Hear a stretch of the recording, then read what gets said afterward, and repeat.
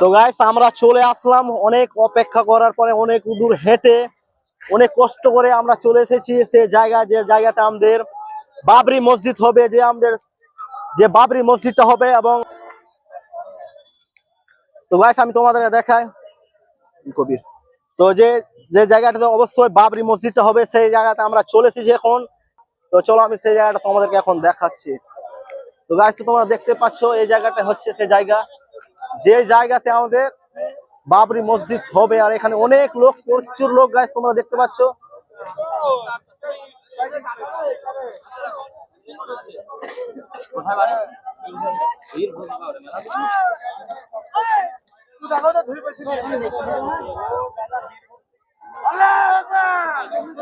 আর guys দেখতে পাচ্ছ কত লোক এখানে আছে, যে জায়গাতে বাবরি মসজিদ হবে সেখানে অনেক প্রচুর, অনেক দূর দূর থেকে লোক এসেছে। সেগুলো আমি তোমাদেরকে এখন দেখাচ্ছি, চলো আমি তোমাদেরকে দেখাই।